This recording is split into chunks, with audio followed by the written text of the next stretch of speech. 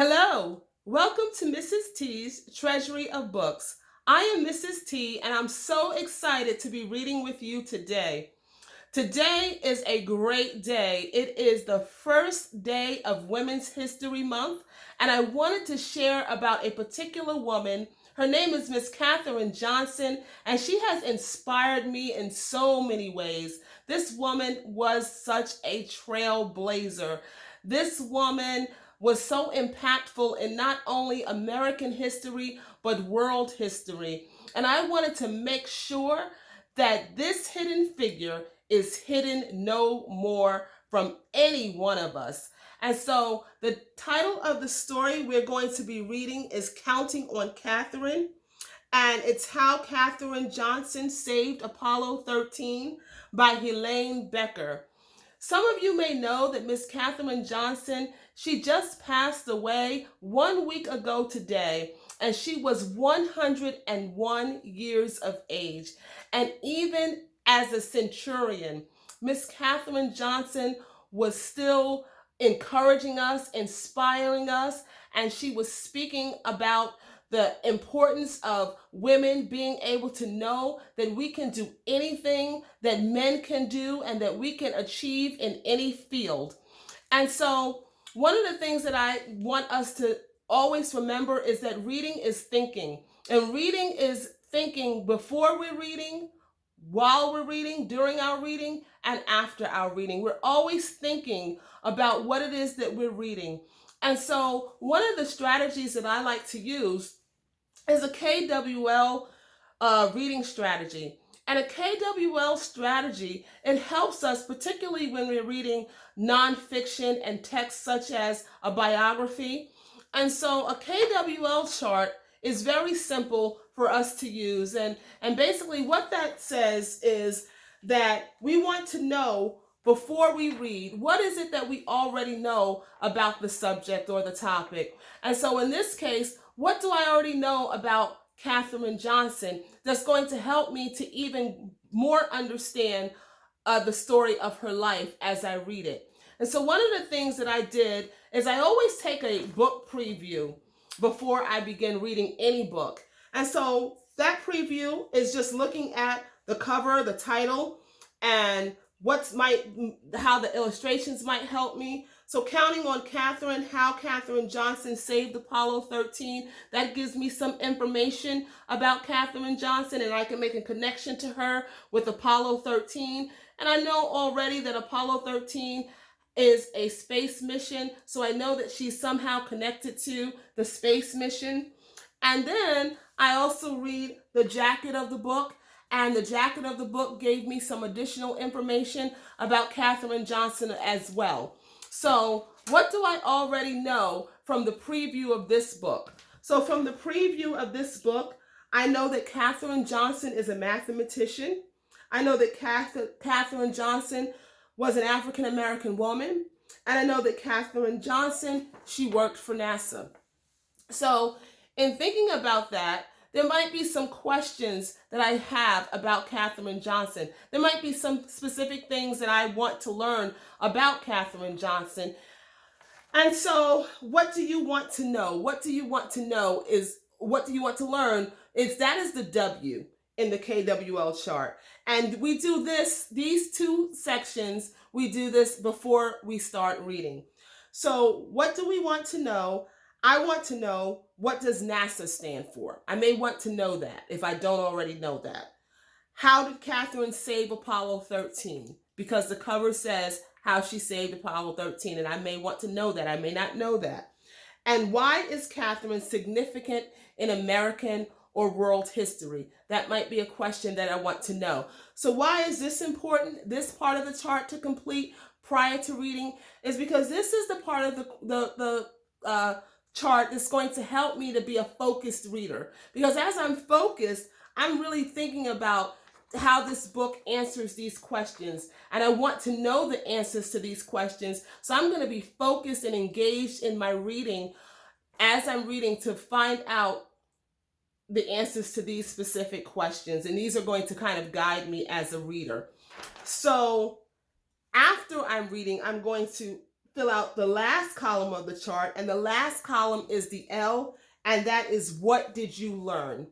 What did you learn? So before you get started listening to the story today, I want you to pause and I want you to fill out the K and the W and to raise your own questions, because your questions are the best questions and are going to help you be a focused and engaged listener on today as I am reading the story of Katherine Johnson.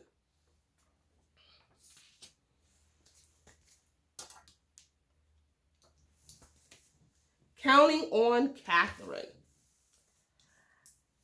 Counting on Katherine, how Katherine Johnson saved Apollo 13.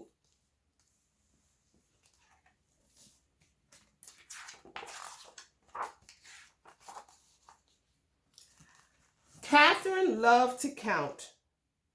She counted the steps to the road, the steps up to church, the number of dishes and spoons she washed in the bright white sink.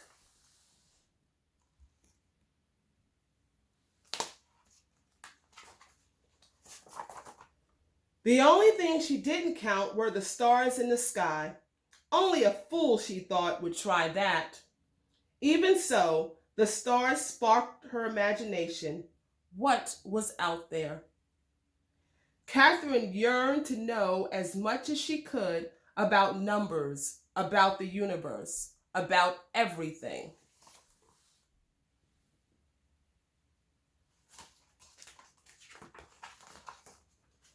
Katherine's boundless curiosity turned her into a star student. She was so bright, she skipped 3 whole grades. She catapulted right past her brother. He wasn't too happy about that.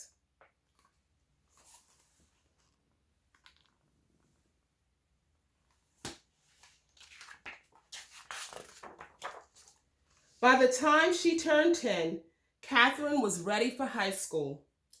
But back then, America was legally segregated by race.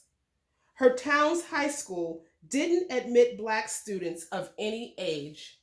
Katherine burned with fury. She wanted more than anything to keep learning. There was still so much to know.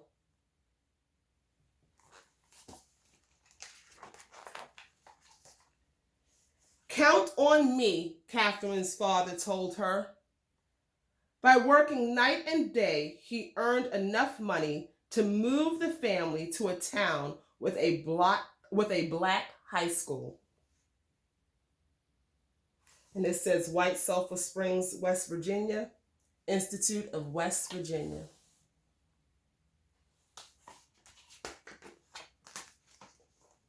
Katherine loved high school. She was good at every subject, but math was still her favorite. She dreamed of becoming a research mathematician, making discoveries about the number patterns that are the foundations of our universe. In those days, though, there were no jobs as research mathematicians for women. Professions most available to them were teaching and nursing. So Katherine became an elementary school teacher. She liked her job and she loved her students, but she never stopped dreaming about exploring numbers.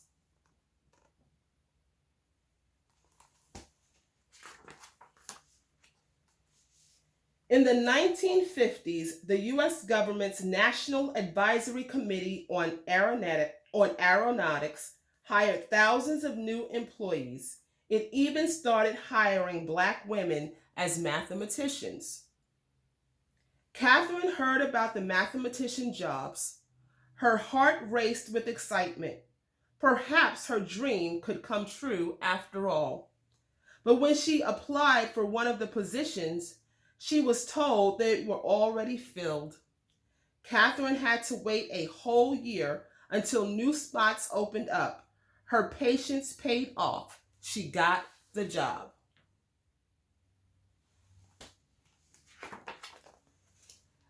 A few years later, the Soviet Union sent a rocket ship into space, launching a space race. with the United States. NACA was rolled into a new space agency, the National Aeronautics and Space Administration, NASA. So there I found one answer to one of my questions. Katherine now found herself at the heart of America's space program. She worked as a computer. Electronic computers were not widely used yet, calculating long series of numbers.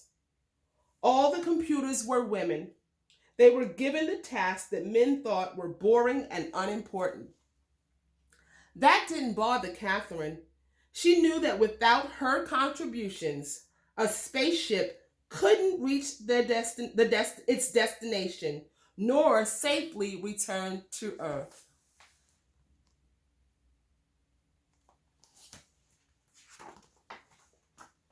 Here's why. Sending a rocket ship into space is like throwing a ball into the air. At first, the force of the throw sends the ball up, up, up. But as the energy runs out, the ball's path curves back toward the ground. Where it lands depends on what angle it was thrown and how high and how fast it flew. Because math is a kind of language, Katherine could ask those questions. How high would the rocket ship go and how fast would it travel? Using numbers. And numbers would provide the all-important answer. Where would it land? To find out, Katherine plotted the numbers she'd calculated on a graph. When she joined the points together, they formed a curved line. At one end of that line was Earth at the time the rocket ship launched. At the other was where Earth would be when the ship landed.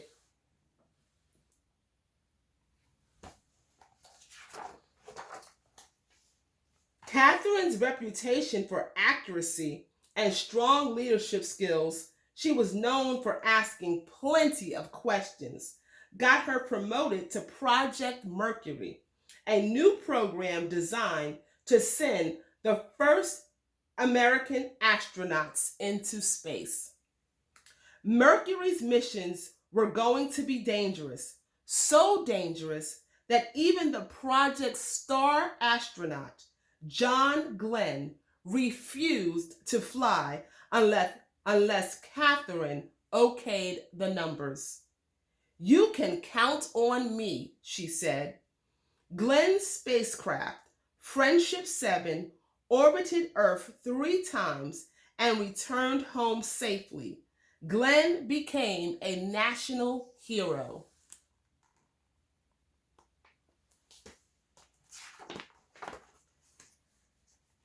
Katherine was promoted again. Now she was asked to calculate the flight paths for Project Apollo, the first flights to the moon. "Count on me," she said. On July 20th, 1969, the Apollo 11 astronauts walked on the moon. Their feat was celebrated around the world. More triumphs followed. Apollo 12 rocketed to the moon in November 1969.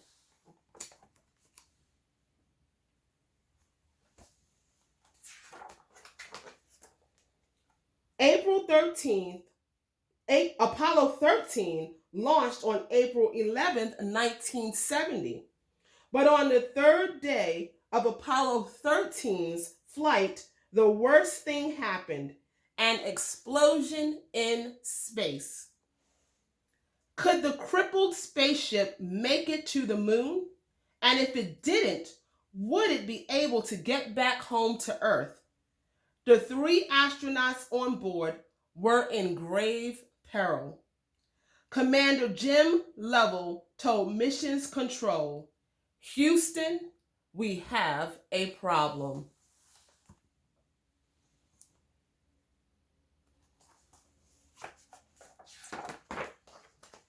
Back on Earth, Katherine Johnson got a phone call. Her flight path calculations would have to be done all over again, and perfectly. It would be the toughest challenge of her life. Katherine told Mission Control, "You can count on me." She rolled up her sleeves, took a deep breath, and began doing the math. She worked hard and fast. A few hours later, Katherine's calculations were finished. The flight path to return home would take the ship around the far side of the moon. From there, the moon's gravity would act like a slingshot to zing the ship back to Earth. To get home, the crew of Apollo 13 would have to follow Katherine's course exactly by burning off fuel at precise intervals. If the astronauts made a mistake, their ship would drift through space forever.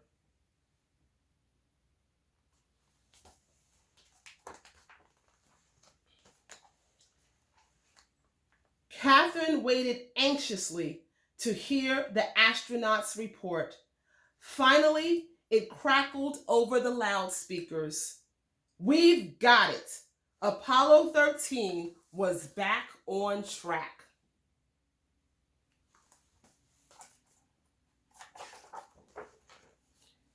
Katherine Johnson had done it. She'd brought Apollo 13 home. She was no longer the kid who dreamed of what lay beyond the stars. She was now a star herself.